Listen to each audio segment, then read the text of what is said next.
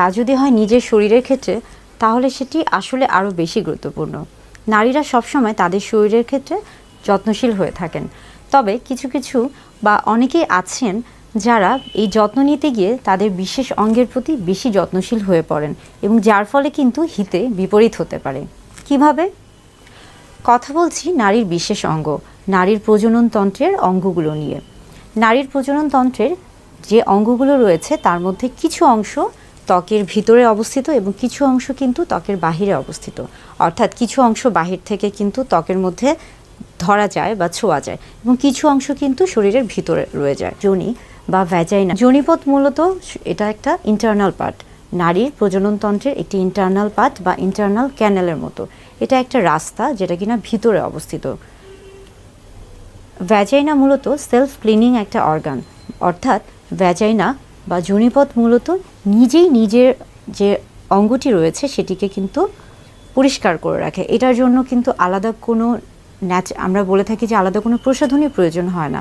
অনেক সময় দেখা যাচ্ছে যে আমাদের শরীরের বিভিন্ন অঙ্গ পরিষ্কার করতে গিয়ে বিভিন্ন রকমের সাবান বা বিভিন্ন রকমের প্রসাধনী বা ক্লিনজার ব্যবহার করা হয়ে থাকে বা করতে হয়, কিন্তু ভ্যাজাইনা বা যোনিপথ যেহেতু একটি সেলফ ক্লিনিং অর্গান এবং এখানে যেহেতু একটি ন্যাচারাল সিক্রেশন হয়ে থাকে, অর্থাৎ প্রাকৃতিকভাবে এখানে কিছু বর্জ্য এসে থাকে যেটা কিনা এই পথকে, এই ভ্যাজাইনাকে পরিষ্কার রাখে বা পরিচ্ছন্ন রাখে। এটাকে আলাদা করে কোনো প্রসাধনী দিয়ে পরিষ্কার করার প্রয়োজন হয় না এবং এটার যে পিএইচ রয়েছে বা অম্লক্ষারের যে তারতম্য রয়েছে সেটাকে এটা নিজেই বজায় রাখে এবং এখানে যদি কখনো কোনো জীবাণু দ্বারা আক্রান্ত হয়ে থাকে সেটিকে কিন্তু ভ্যাজাইনা নিজেই কিন্তু সেটাকে প্রতিহত করতে পারে বা সেখান থেকে সংক্রমণকে রোধ করতে পারে।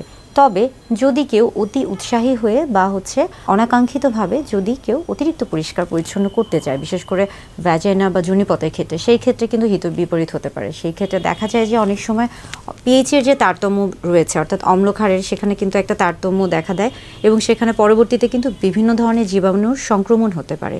তাই ভ্যাজাইনা বা যোনিপথের জন্য কিন্তু পরিষ্কার পরিচ্ছন্নতা আলাদা কোনো প্রয়োজন নেই।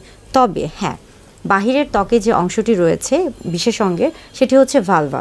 অবশ্যই ভালভাকে পরিষ্কার পরিচ্ছন্ন রাখতে হবে। বিশেষ করে আমরা বলে থাকি যে মাসিকের সময় অথবা গর্ভাবস্থায় কিংবা গোসলের সময়, মলমূত্রের পরে, অথবা যে সময়গুলোতে দেখা যাচ্ছে যে অনেক বেশি পরিশ্রম হচ্ছে বা অনেক গরমকালে অবশ্যই ভালভাকে পরিষ্কার পরিচ্ছন্ন রাখতে হবে। প্রত্যেকবার পরিষ্কার পরিচ্ছন্নতা বলতে আমরা বুঝাচ্ছি যে ভালভাকে সবসময় পানি দিয়ে পরিষ্কার করবেন। আপনি অবশ্যই এখানে বিভিন্ন ধরনের প্রসাধনী ব্যবহার করতে পারেন পরিষ্কার পরিচ্ছন্নতার ক্ষেত্রে, তবে কখনোই সেটা যেন অতিরিক্ত ক্ষার জাতীয় কিছু না হয়ে থাকে। সেক্ষেত্রে কিন্তু দেখা যাচ্ছে যে ওই যে অম্লক্ষারের যে বিষয়টি বলছি সেটার একটা তারতম্য হতে পারে এবং সেখানে কিন্তু তখন বিভিন্ন ধরনের জীবাণু, ছত্রাক, ব্যাকটেরিয়া বা ভাইরাস দ্বারা সংক্রমণ হতে পারে। তবে আপনি চাইলে মৃদু যে ক্লিনজারগুলো রয়েছে সেগুলো ব্যবহার করতে পারেন। আজকাল বাজারে দেখা যায় যে বেশ কিছু প্রসাধনী পাওয়া যায় যেগুলো কিনা নারীর বিশেষ অঙ্গ পরিষ্কারের জন্য ব্যবহার করা হয়ে থাকে এবং সেগুলোতে কিন্তু পিএইচের যে তারতম্যটা রয়েছে সেটা কিন্তু ব্যালেন্স করে থাকে, অর্থাৎ সেটা কিন্তু কোনো সমস্যা করে না। আপনি যদি সেই ধরনের প্রসাধনী ব্যবহার করে থাকেন সেক্ষেত্রে সমস্যা নেই। মূলত দেখা যায় যে মাসিকের সময় আমরা বলে থাকি যে মাসিকের সময় পরিষ্কার পরিচ্ছন্নতা বজায় রাখুন, কিংবা সবসময় একটা কমন বা স্বাভাবিক একটা বিষয় হচ্ছে যে আপনার নারীর বিশেষ অঙ্গ বা যৌনাঙ্গের যে ক্ষেত্রে কখনো যেন ভেজা না থাকে।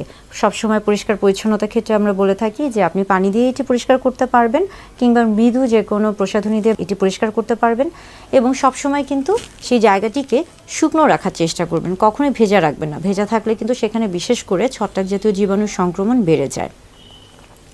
প্রত্যেকবার সহবাসের পরে অবশ্যই কিন্তু যৌনাঙ্গ পরিষ্কার করতে হবে। বিশেষ করে আমরা বলে থাকি যে কন্ডোম যদি ব্যবহার করে থাকেন সেক্ষেত্রেও কিন্তু কন্ডোমটিকে ফেলে দিয়ে অবশ্যই যৌনাঙ্গ পরিষ্কার করবেন। এবার আসি যে বিশেষ অঙ্গের ক্ষেত্রে আমরা যদি অন্তর্বাসের কথা চিন্তা করি, সেই ক্ষেত্রেও কিন্তু অন্তর্বাস যদি আপনি নির্ধারণ করে থাকেন সেক্ষেত্রে সবসময় চেষ্টা করবেন সুতি কাপড় পরার। বিশেষ করে সুতি, কটনের যে কাপড়গুলো রয়েছে সেগুলো কিন্তু সবসময় কিছুটা আরামদায়ক হয়ে থাকে এবং ঢিলাঢালা কাপড় পরিধান করার চেষ্টা করবেন। অন্তর্বাসের ক্ষেত্রে কখনোই খুবই টাইট